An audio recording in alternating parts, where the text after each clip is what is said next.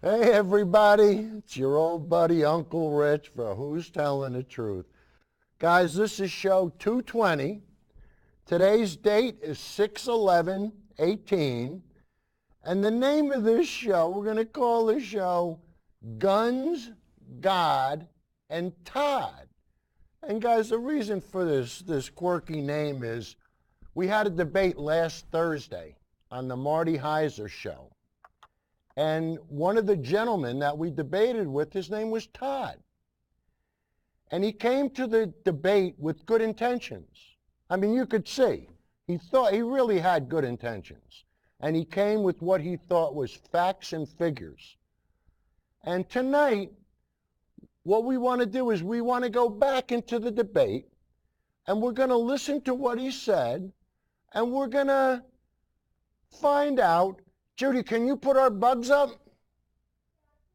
Well, there you go. So we're going to find out who's telling the truth. Now, like I said, Todd had good intentions. You could see he really did. But he's a little mixed up. He's a little confused. And like I say a lot of times on this show, unfortunately, he got things ass backwards. But you know what? That's why we're here. We'll straighten them out. We'll show you right from wrong. And you know what? You can be the judge. And then maybe, hopefully, people like Todd and people like him will get out of this. They'll get out of the science business because, guys, the science is settled. The science is certain. Global warming is as certain as gravity and evolution. And that's another thing, evolution. Oh, don't get me started with that. But anyway, the first thing I wanted to start the show off with was a valid question, and I want you to watch the very first thing Todd did. He ducked it.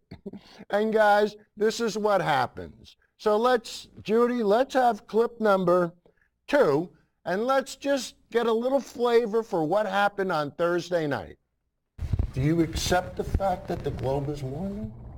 I don't. You don't? However... Okay, wait a minute. No, hang on. No, you don't? Do you? Okay, let me just ask you this. What's the hottest year in recorded history? Okay, let him answer. Go ahead. All right, Judy, come back. There you go. All right, so you see, guys, ask him a simple question. What's the hottest year in recorded history? And what do we start to get a song and a dance, right?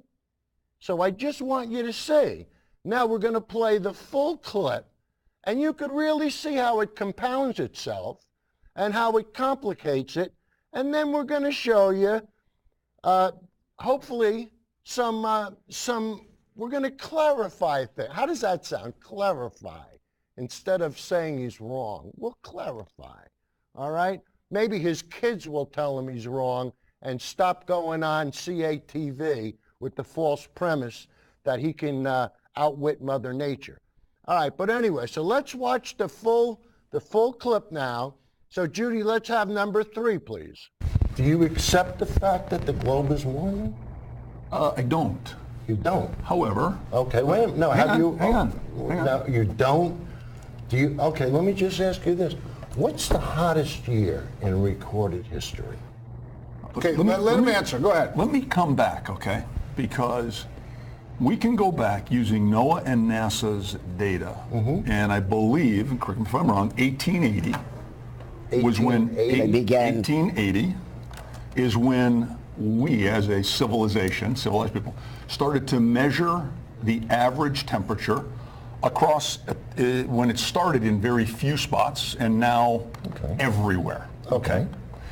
Rich, what kind of sensors are used, and where are they used, and how are they used to measure temperature on the globe? Well, okay? I'm glad you asked it. Now, I am too. The globe is primarily water. Am I right? You're absolutely correct. 75% water, right? That's right. Guess where most of the temperature gauges are located? I know where they're at. Rich, why don't you tell everybody? They're on buoys out in the oceans. That's right. Where they sit there and they bob up and down all day long. Like your head. And all they do is give us distinct data, which they feed to a satellite, which gives the data back to us, and we sit there like gentlemen and we say, you know what? I can figure out what the hottest year in recorded history is because I can look at the data. And you know what? Rich, hold on, because you're missing one point. That sensor that is on the buoy, are they the same sensors on all the buoys? I don't know. They're not. All right, guys, did you catch the idea? Those sensors on the buoy, are they all the same? Are you serious? Would I possibly know if they're all the same? And does that matter if they're all the same? No, what he's trying to do, guys, and you see it, he's trying to create doubt. Aha! If I can create enough doubt, people won't believe it. But guys, look, like I said earlier, the science is certain. It's certain where 97% of the climate scientists that publish peer-reviewed studies agree. Now, Todd wants to stand with the 3% that don't. Why? Why would you think? Could it be that there's only one reason, and that's it's political? Why would you do this? Why would you stand with the 3% that are the deniers, and why would you try to defend them? Why wouldn't you look in earnest? And guys, you can go on Comcast Channel 23, and you can watch the whole show, because we don't have enough time, but we're going to play a lot of it. But guys, what bothers me is you can see that Todd is getting his information from sources that don't seem to be so credible. So the next thing we're going to do is we're going to show you a still. And this was put up, Judy, can you put up still number 4, please? And this is PolitiFact, guys. And you could see it's virtually the same question that I asked Todd. I asked, what's the hottest year in recorded history? And you'll see the title, Warmest Year on Record, a Hoax because of Margin of Error. That's wrong. Judy, come back to me.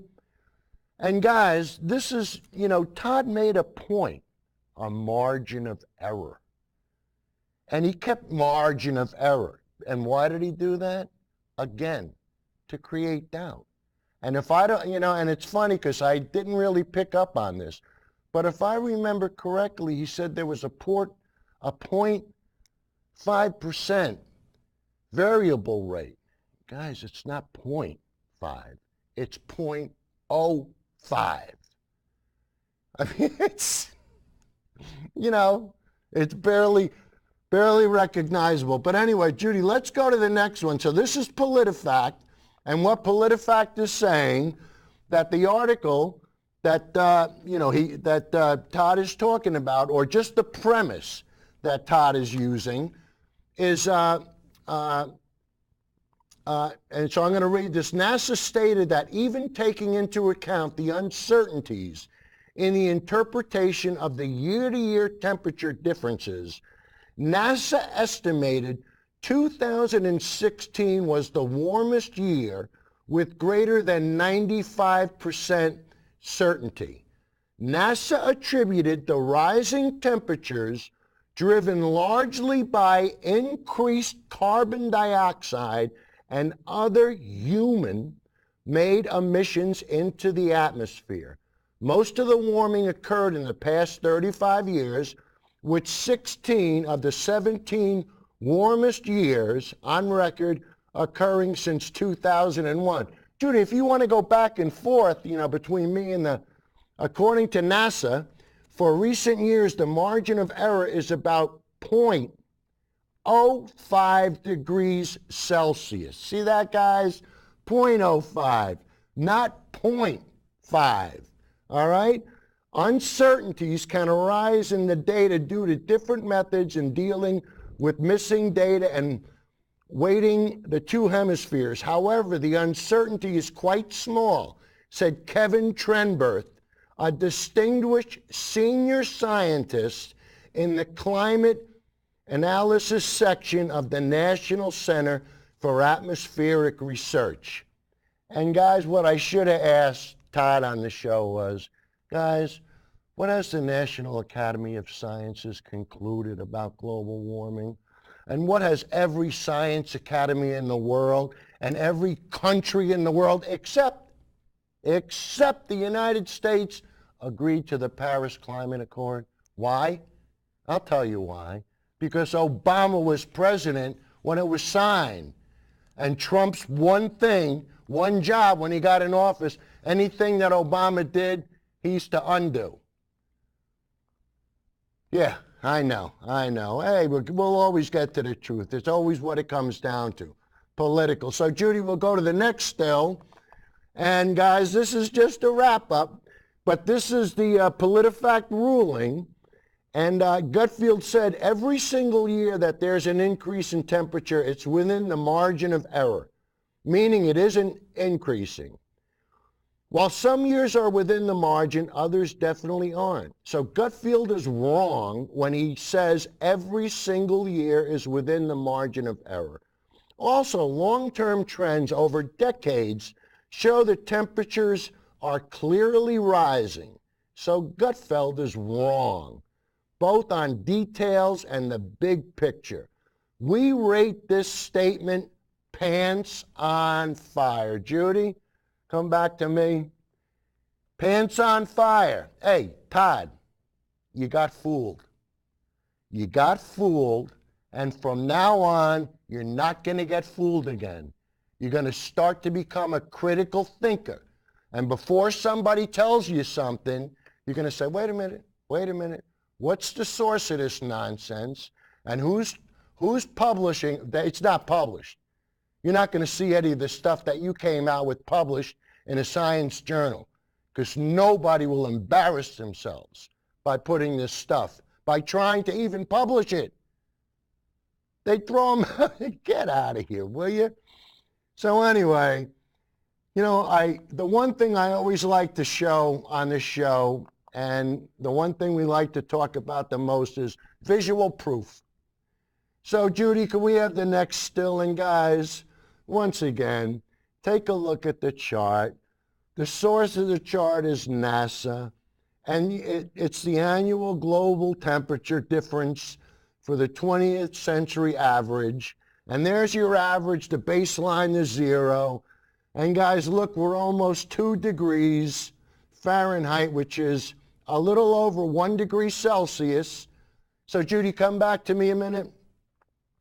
So guys, the one thing you have to remember is, for each degree Celsius we raise the temperature of the globe, we get 3% more water vapor.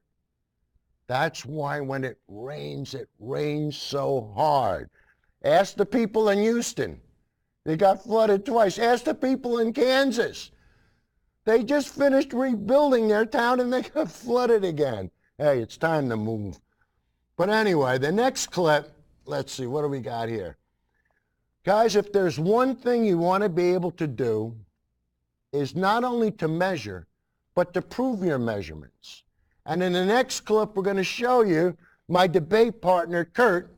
Kurt did a beautiful job on setting up the clip that we're going to prove what he had to say with. So, Judy, let's hear what Kurt had to say, and then we're going to prove that what he said was true and right. Number 8, please. But let's keep it simple. Let's keep it simple where we can. Would you agree that sea levels are rising around the world? Not measurably. Not measurably? Do you know how much money the United States Navy is spending right now to move naval bases because they've become... Do you realize that there's fish swimming in the streets of Miami This is as we NOAA speak and on high NASA. tide? This is NOAA and NASA. Your Bible, Rich. All right. This is NOAA and NASA, your Bible. Yeah, but listen. NOAA and NASA is telling me there's fish swimming in the streets of Miami. But NOAA and NASA doesn't have to tell me. The people that live there can tell me. And you know what, guys? It's a serious problem. It's a real serious problem. And You know, Kurt said that the Navy is going to have to spend billions of dollars because what's starting to happen is their naval bases, they're starting to flood. The parking lots are underwater, the buildings. So they're going to have to raise everything up. How much is that going to cost? And the Department of Defense consider that in their, Mr. Trump, did you include that in your budget to raise all the naval bases, you bonehead? There's so many cheaper ways to do things. But let's prove our point, and let's show this clip with Arnold Schwarzenegger and the Department of Navy speaking with the guys from the Navy. This is from the horse's mouth, everybody. And this is the type of stuff that shuts people like Todd up. So, Judy, let's have some fun with number 9, please. I've come to Naval Station Norfolk, the largest naval base in the world. It launches some of the military's most important combat missions to places like Iraq, Afghanistan, and Syria. Cover, this is the second most vulnerable area next to New Orleans in terms of the sea level rise. Right now, our best estimate is approximately a 2-foot rise by the year 2050. 2 feet. Exactly. The major thoroughfare coming into the base would be underwater anywhere from 2 to 3 hours every single day. That's on normal days. But the thing that really concerns us is the probability of storms. It can increase sea level rise by 4, 5, 6 or more feet. We get a Category 1 storm here, we're already putting our piers underwater. Here's your evidence. So you get a Cat 2 storm, and half the base is now underwater. At least 18 other major naval bases critical to our defense are at serious risk. Not 50 years from now, but today. And the only real solution to sea level rise is curbing fossil fuels. I'm sure when you started, you never thought about that you got to deal one day with the challenge of global warming, sea levels rise, right? Right. But the threat from nature. Throughout my career, somebody that came up in, flying airplanes early on, it was probably something I didn't give a whole lot of thought to, but these days I give a lot of thought to it. If we don't start now, in 20 years we'll be looking back and we'll be saying, why didn't we? Why didn't we listen to the science and the engineers? Climate change is happening and we need to plan for it. I mean, here is a vice admiral with 40 years in the Navy warning that we have got to act quickly. Our leaders are now warning that our oil addiction is gravely threatening our national security. But do we have the will and the way to end this dangerous addiction?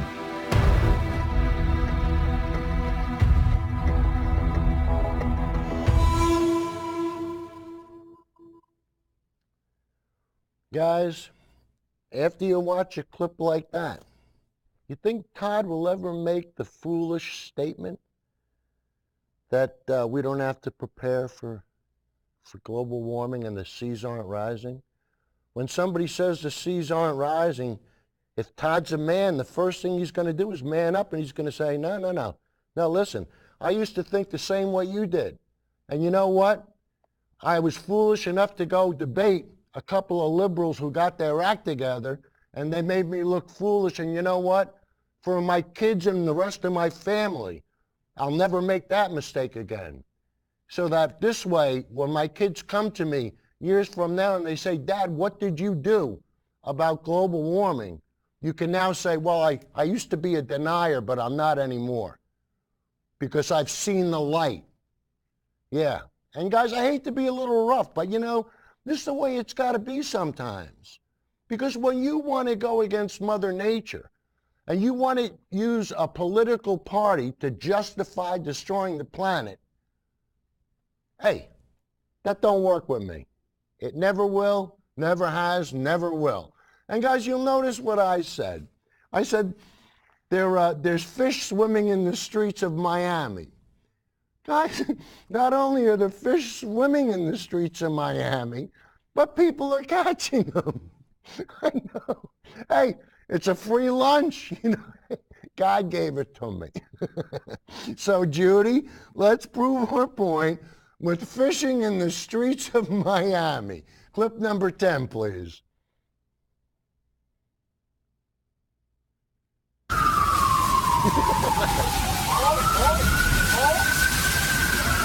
Guys, at first I thought he was kidding. Ah, fuck. You go, man. Look at you.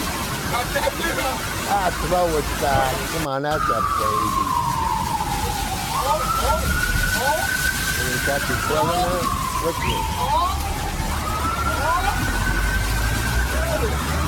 Ah, fuck. You go, man.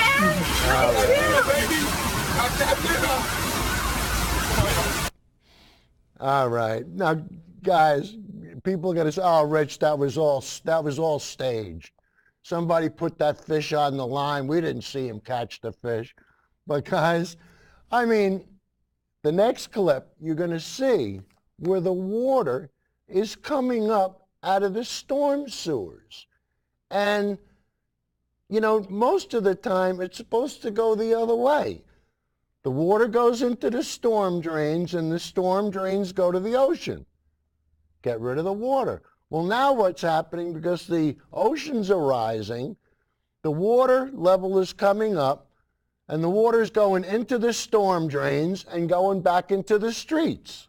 And guys, you'll see it. Just on the next clip, you'll see the water bubbling up from the drain instead of going down into the drain.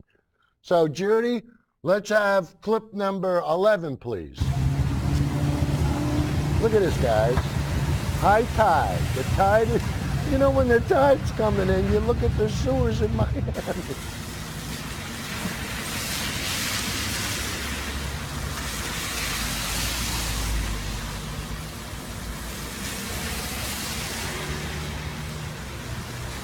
So what you're looking at here is salt water from the sea coming out of this storm grate and flowing into the streets. Kurt, can you turn it up a little?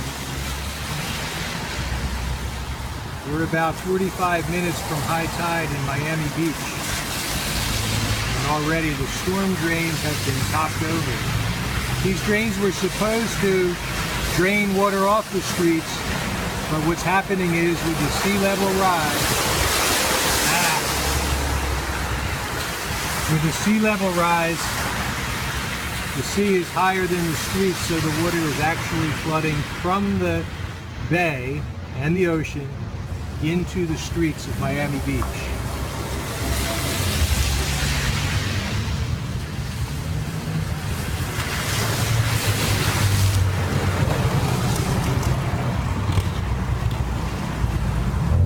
So guys, there it is, ass backwards. Instead of flowing into the ocean, it's going from the ocean into the streets. And what does Miami have to do? They got to raise their streets. They plan on raising their streets 4 feet. Can you imagine this? And then what? And that's in some parts. What about the parts where they can't afford to raise the... Ay, ay, ay. But anyway, the next clip we're going to show is actually fish swimming on people's lawns. And the one guy looks at it and he goes, hey, at least there's no alligators. So, Judy, let's have number 12, please.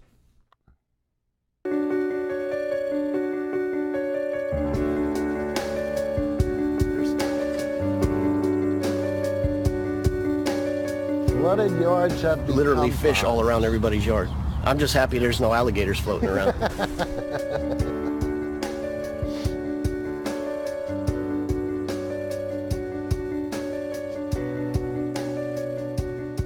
Step out the door, as soon as you step off the steps, you're 6 inches there, and if you walk any further, you're up to your knees.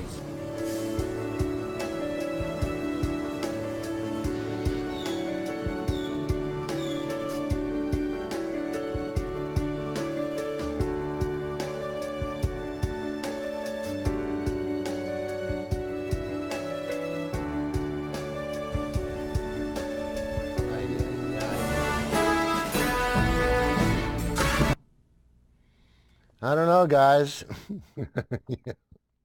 Is it worth being able to catch fish in your front yard? Or is it more important to have a dry front yard?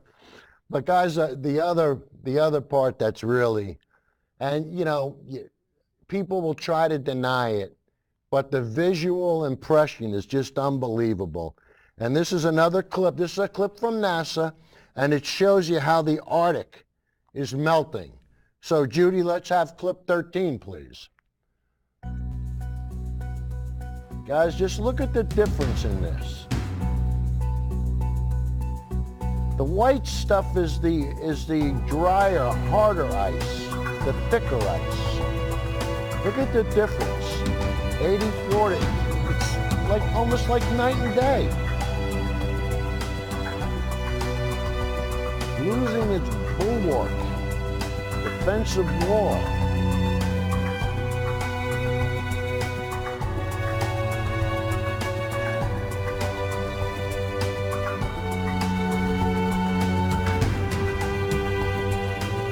Notice how the ice, the thick ice, was almost all the way across.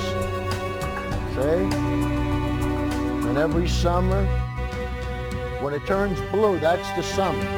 When it turns gray, that's when it starts to refreeze. And you can see when it refreezes, it's not very thick.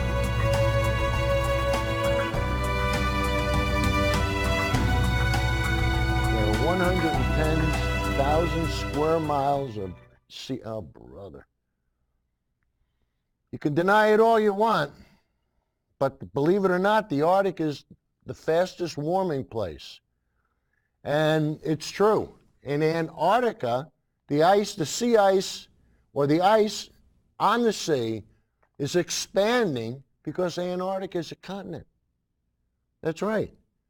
And when the snow and the ice from the continent melts and it runs into the sea, because the fresh water freezes at a higher temperature than the salt water, the fresh water will freeze on the salt water, and it'll expand over the sea, making it appear that the ice is expanding and it's getting warm. Well, the ice is expanding, but it's expanding because it's getting warmer, not because it's getting colder. But Marty, I tried to explain that to Marty. It was just beyond him. He can't understand a concept like that. He doesn't understand that the Arctic is an ocean and Antarctica is a continent. When he gets that through his thick head, he'll change his tune. Nah, not Marty. Marty won't change, but maybe his kids will, you know?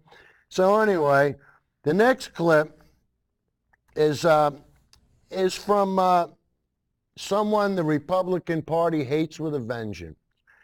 And it's Al Gore, and at the beginning, this is the trailer for An Inconvenient Truth 2. But guys, at the beginning, I want to show you what physics does when it's incorporated with global warming.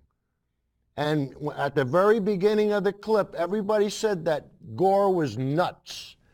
There's no way that Manhattan would ever flood. Guys, like I said, it's physics. Mother Nature doesn't care what you believe.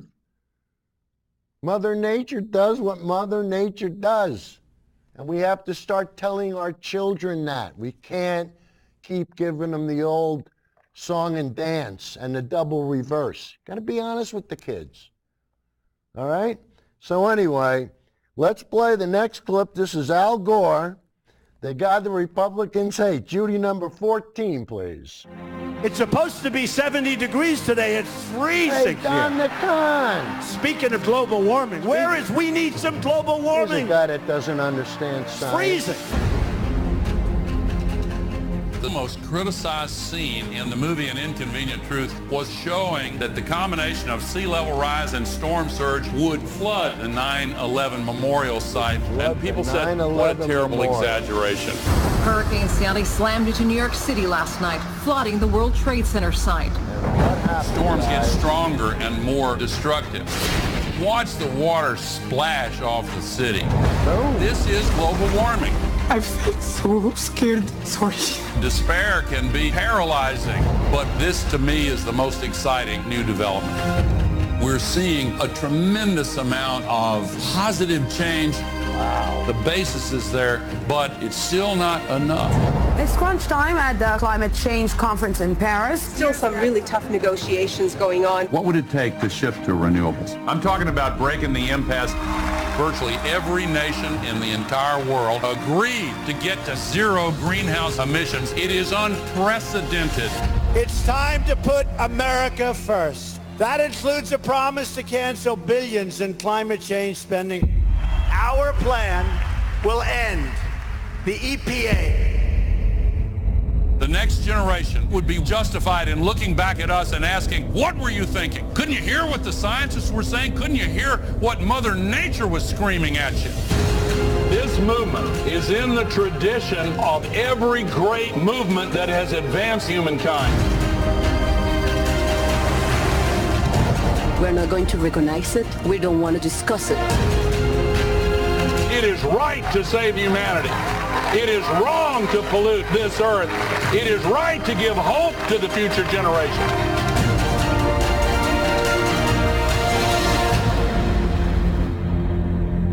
Don't let anybody tell you that we're going to get on rocket ships and live on Mars. This is our home.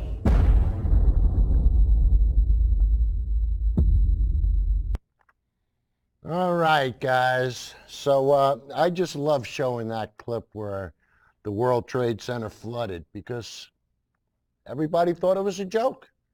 Everybody thought it was a joke when he said the Arctic was going to be free of ice. You know, at certain parts of the year it is. But you know what? You'll get the Conservative Party and the fossil fuel industry, and they'll just pay people to deny the whole thing.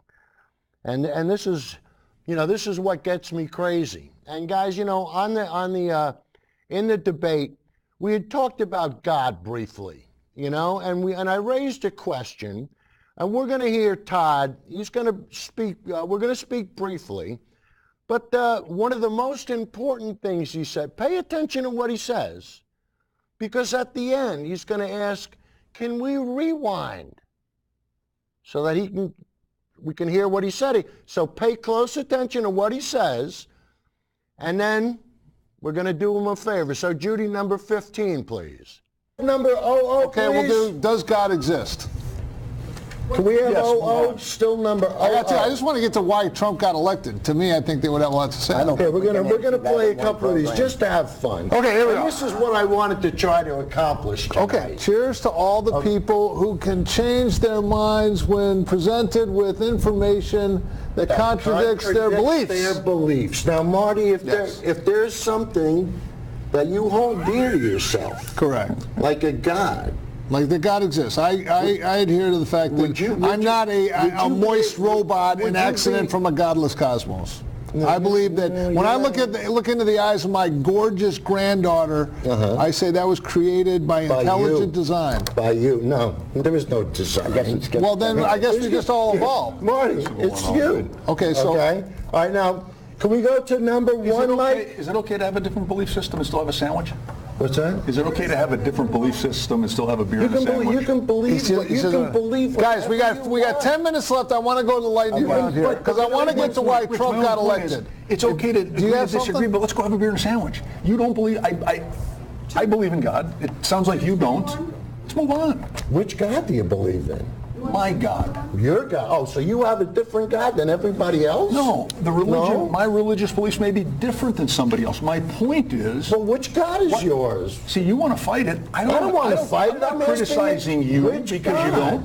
Which why don't you have a God? You want to I used to have a God until, you know why? One day I said, you know what? Rich, I personally don't care. You personally don't care. So I asked you who your God is. Your beliefs on me. I asked you who your God is, and you refused to tell me. Why? Are you embarrassed? Can we rewind the tape? Can we rewind the tape? Todd, I'm going to be happy to rewind the tape because I'm just going to quote you now. When I asked you which God, you said you believe in a God. I said, which one? You said, my God. You seemed to be too embarrassed to name your specific God. And then you said, why don't you have a God? Oh, well, we're all supposed to, what do we just pick one? How did you get your God? Did you reach into a bowl Oh, my God is Jesus. Oh, my God is Allah. What would you do if how did you pick your God? But then also, you said you personally don't care. Well, if you were a good God-fearing person, you would personally care about everything. Isn't that the idea? You're supposed to have an afterlife? Another one of these things. Hey, you know what? That's what the next show is going to be on. Afterlife. We can really have some fun with that. But anyway, you know, guys, you can believe anything you want. And he seems to think that I'm going to try to enforce my beliefs on him. Hey, you want to believe there's invisible guys walking around in the sky? Knock yourself out. You know, but just do it, you know, whatever you want to do it on your own property, on your own time, not in the public square. And don't try to use your God. Don't try to hide behind your God and say, that's the way I feel. No, because if you don't have something to back up what you say, you just make up anything. And this is what drives me crazy, because a lot of times people just make up whatever they want. But we're going to rewind, and this is really short, so Judy number 16, and just listen again, guys. Listen to what he had to say. So is it okay to have a different belief system and still have a sandwich? What's that? Is it okay to have a different belief system and still have a beer and a sandwich? You can believe. Guys, we got 10 minutes left. I want to go to the lightning round here because I want to get to why Trump got elected. It's okay to disagree, but let's go have a beer and a sandwich. You don't believe. I believe in God. It sounds like you don't. Let's move on. Which God do you believe in? My God. Your God. Oh, so you have a different God than everybody else? No, my religious beliefs may be different than somebody else. My point is, so which God is yours? See, you want to fight it. I don't want to fight it. I'm not criticizing you because you don't. Religion. Why don't you have a God? I used to have a God until, you know why? One day I said, you know what? Rich, I personally don't care. You personally don't care. So I asked you're not you going who to your God infringe your is. beliefs on me. I asked you who your God is, and you refused to tell me. Why? Are you embarrassed? Can we rewind the tape? Yeah, we can rewind the tape, and thank you for asking that. But guys, did you notice? What was the key? The key was religion. That's why I always say, religion is the root of all evil. And why? Some gods want people to kill other people, and some gods want people to kill. Could you imagine this? God telling the Israelites to kill the Amalekites or whoever they were? Kill everybody, except for the people in your tribe. Those are the people. That's why we have the 10 Commandments. Thou shalt not kill people in your own tribe. Everybody else is fair game. Knock yourself out. But we can have a lot of fun with this. And guys, the next clip is going to be one of the reasons why I'm so against religion. Because religion makes smart people do stupid things like vote for Trump. So Judy, number 17, please. It's not that Donald Trump is all that perfect of a guy. We all know he's not. And we know that he's not necessarily perfect in every way that we would like. That's not how God works. He works through the ones he chooses. Right. We don't choose them. No. All we have to do is recognize them. Yeah. And when you recognize a chosen one, and you have the discernment So to know Trump that they've is been a chosen and know one. that that's the will of God, then your That's life will the be will blessed. of God. And if you come against the chosen one of God, okay, you are bringing upon you and your children and your children's children curses like you have never seen. That's right. It puts a holy fear in me. Yeah. You know, and they're picking the flaws out of this man that God has chosen. Right. And you don't look for a perfect person. You look for the one God's chosen.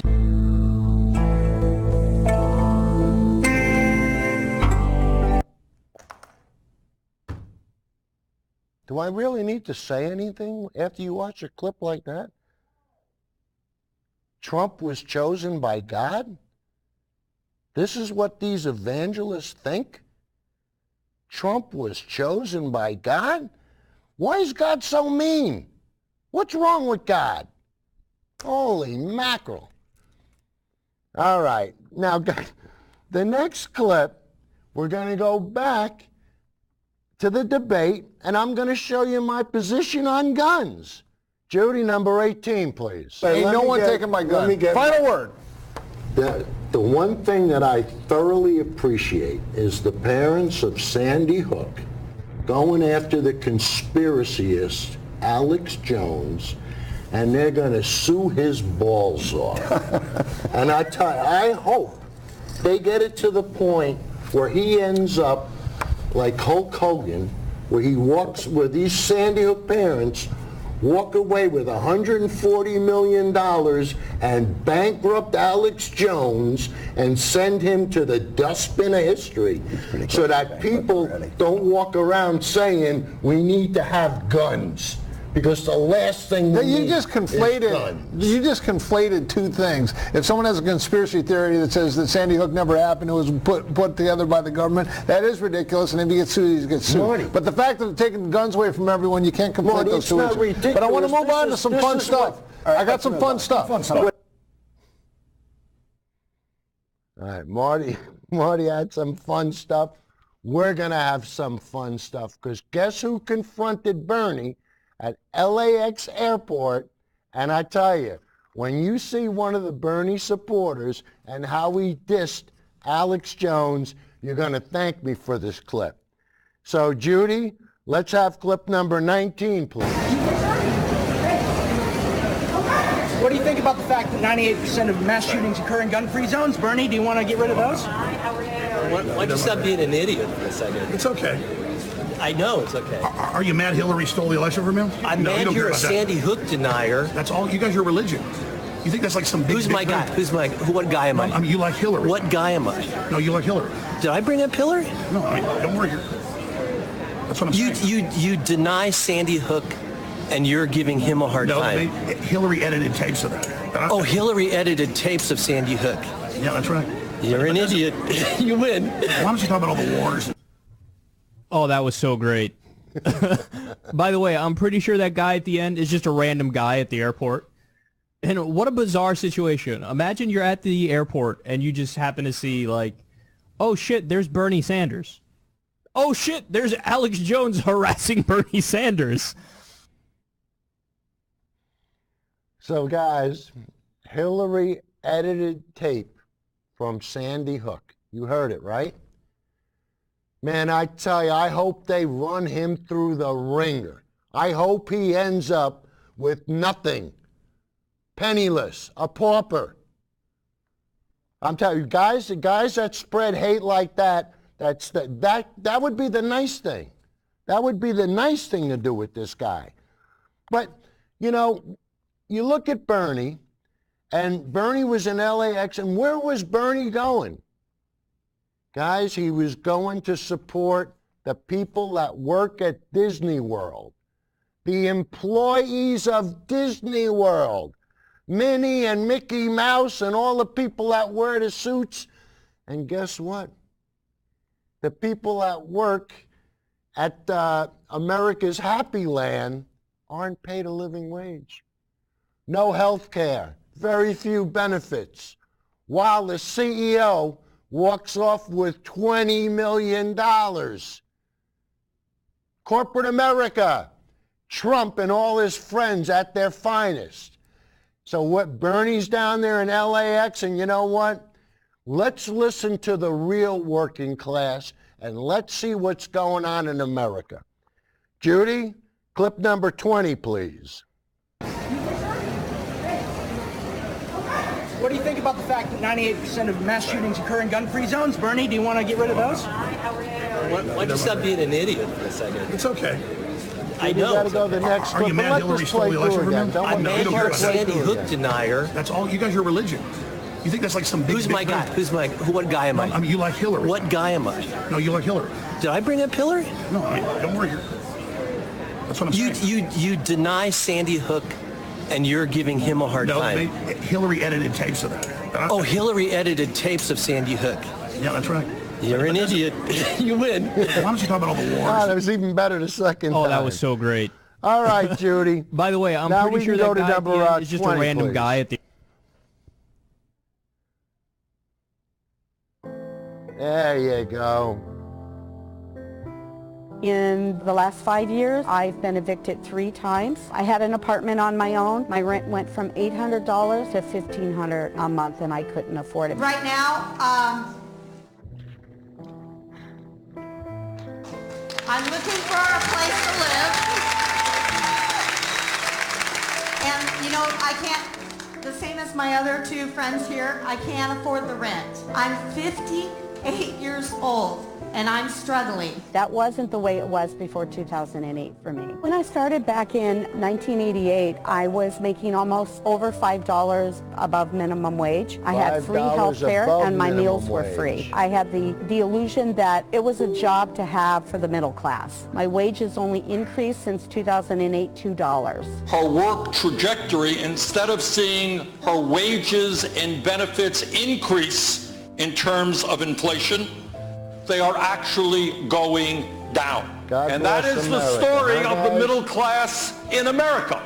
I eat 1 meal a day just to survive. I work in the most beautiful room in the Adventure Tower at the Disneyland Hotel. And I feed these guests the most amazing gourmet food you've ever seen. And it just, at the end of the day, it gets thrown in a recycle bin. If I eat that food or even try it, they freaking fire us if we eat one little crumb. And how can you expect a hungry person to wait on people and feed them and not have anxiety or stressed out? Wow. I'm stressed Think out about the that, minute I guys. get in the car to go to work, and I fake it, and then I get back in the car and I'm stressed out again. Someone who has worked for an enormously successful and profitable corporation for 30 years should not be going hungry. Don't forget who you've built that company off of. We are the workers who basically have made the magic for you. We shouldn't have to struggle. You're actually an advocate for that. This is a family-oriented company. But there is a brother and a sister that are hungry. There's a brother and a sister who don't know where they're going to live tomorrow. There's a brother and a sister who's not sure if they even can show up to work because maybe they're ill, they don't have the right medical equipment like glasses or taking the right medication. After 30 years working with the company, I want to be shown respect and dignity and have Disney pay a living wage. Disneyland is all about fantasy. Let me break the news to people watching. Ducks don't talk. That's fantasy. This is reality. Atta boy, Bernie. Atta boy. Now, there's a guy that's going to make a difference. That's made a difference. And, you know, she's been with the company 30 years. Could you imagine this? 30 years she's devoted her life to this company. And how do they thank her? By taking away her health care? I mean, come on. What's right with America? Ah, but the balance sheet looks good. Hey, the hell with the balance sheet. You know, you want to see how screwed up balance sheets are? Guys, you know what? People are starting to, things are so screwed up, people are starting to go on medical vacations. And you're going to say, Rich, Uncle Rich, what are you, nuts? People are going on medical vacations? Guys, it's cheaper to go somewhere else to get a tooth done than to... Guys, you're not going to believe it when you see it. But Judy, let's have clip number 21, please. 10 out of 10. This is the story of how a simple toothache opened my eyes to a whole new world. See, I'm American, and my country is known for its very expensive healthcare system.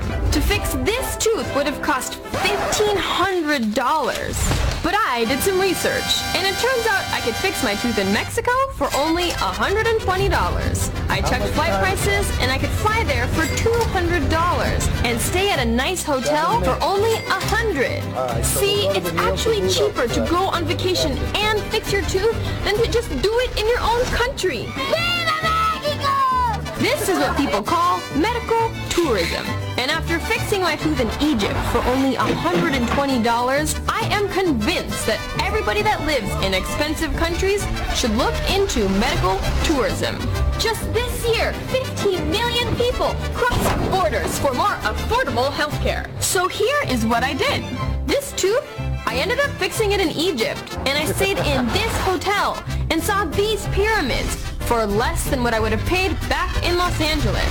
It's like getting a free vacation with your root canal. I flew from London to Poland and got 4 of these for 1/4 of the price. I got LASIK eye surgery in South Korea for $1,200. In the U.S., that would at least cost me $4,000. And now I can see! But is it safe? If you do your research, then yes! The problem is, we look at other countries and think that their medical systems are not good enough. But the truth is, they have some of the best doctors in the world. That root canal that I had in Egypt, my Australian dentist checked it out and rated it 10 out of 10. He couldn't believe I'd only paid $120 when he would have charged me. I would have charged her $1,200. For simple procedures like a root canal. Medical care in other countries can be just as good, if not better, than what you would expect at home. So next time your tooth starts to ache, instead of planning another expensive visit to the dentist, book a flight to Mexico instead and enjoy your medical vacation. Adios, me gusta.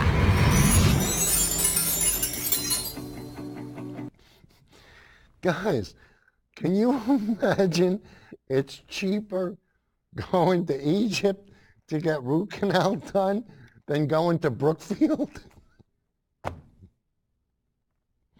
I mean, really, when you think about it, what's right with America? What's going on here? And I want to tell you, things are so backwards that even Neil Cavuto, one of the Foxstitutes on Fox News, even he's had enough. And I want to tell you, you know, we picked on Todd tonight, but a lot of most of it's not Todd. It's the Republican Party. I mean, this is the way they do business. They have a lot of money. You know, you have people like the Koch brothers. Whoops, my microphone just fell. You have guys like the Koch brothers who have unlimited sums of money. They give themselves tax breaks. They take the money, tax breaks, and they used to buy more politicians. And it's simple. But I mean, even Fox News, even Neil Cavuto has had enough. So we're going to go out with the last clip with him giving the business to Trump. And Judy, we can run the credits at the end and then give me 15 seconds to wrap up. So let's have number 22, please. President Trump is fond of calling out the media on fake news, but is he the one giving them very real ammunition? Maybe not intentionally. I'll even give you the benefit of the doubt, Mr. President, and say maybe not deliberately, but consistently, way too consistently. So let me be clear, Mr. President. How can you drain the swamp if you're the one who keeps muddying the waters? You didn't know about that $130,000 payment to a porn star until you did. Said you knew nothing about how your former lawyer, Michael Cohen, handled this until acknowledging today you were the guy behind the retainer payment that took care of this. You insist that money from the campaign or campaign contributions played no role in this transaction. Of that, you're sure. Thing is, not even 24 hours ago, sir, you couldn't recall any of this, and you seem very sure. Now, I'm not saying you're a liar, you're president, you're busy. I'm just having a devil of a time figuring out which news is fake. Let's just say your own words on lots of stuff give me, shall I say, lots of pause. Like the time you said the Russians didn't interfere in the 2016 election until a lot of Republicans had to remind you they did. Came back months later and you said, well, I never said that Russia didn't meddle in the election when, in fact, you had a lot. Now, none of this makes me a never-Trumper, just always confused. Like when you claimed your tax plan was the biggest in U.S. history when it wasn't, or that the bill you signed to make it all happen would cost you a fortune when it turns out it is going to help make you a bigger fortune, or that your job approval numbers really aren't that bad relative to other presidents at this stage, when they're actually worse than most presidents at this stage. That can change. But what's weird is this pattern does not. Like the time that you said rumors of Rex Tillerson's departure at the State Department were false until they weren't, or that your former chief of staff, Lance Priebus, wasn't going anywhere until he was, or your economic advisor, Gary Cohn, was doing a great job until he wasn't, when you absolutely loved Steve Bannon until you didn't, swore by Jeff Sessions until you started swearing at Jeff Sessions, had your legal team locked in place until it wasn't, denied reports you were ever thinking about firing Robert Mueller, even as you now threaten getting involved at the Justice Department. Now, none of this makes you evil, but I'm sure you can understand why even your friends say these inconsistencies don't make you look good or do anything to help advance your policies, many of which are very good, or the prospects for peace with North Korea. That is remarkably good. All this stuff you keep blurting out, remarkably bad and remarkably bad timing. It is not that these exaggerations and omissions and misstatements are now and then. More like now and then something else, always something else. Like the time you claimed you signed more bills than any president ever, neglecting to mention the other 4 presidents, FDR, Truman, Carter, and Clinton, who all signed more. Or brag about the national debt going down by $12 billion after your first month in office, even though it soared by nearly $1 trillion now that you're 15 months in office. But it's not what you are omitting, Mr. President. It is what you keep stating and never correcting. Like when you said there was a serious voter fraud in New Hampshire, and there wasn't. Said the same about repeated claims of voter fraud in Virginia, and there weren't. Or that millions of illegals voted in the last election, but they didn't. Or the time you talked up your massive landslide in the Electoral College, even though 3 out of 4 presidents before you had bigger electoral vote landslides in their elections. Again, none of this makes what you say fake. Just calling out the press for being so a bit of a stretch. You are right to say some of them are out to get you, but oftentimes they're using your own words to bash you. Your base probably might not care, but you should. I guess you've been too busy draining the swamp to ever stop and smell the stink you're creating. That's your doing. That's your stink. Mr. President, that's your swamp. Good night. Here in Connecticut, nothing's been easy. But we're still here, and hopefully next week, maybe we will do a show on life after death, because that's something that people talk about it all the time, and I used to believe it. Of course, I don't anymore, but anyway, we might have some fun with that. So, Judy, how much time we got? None. All right, so once again, I want to thank everybody. Oh, we're going to be live next week, so you'll be able to call in. So if you don't like this show, get even next week. We'll see everybody. Take care. President Trump is...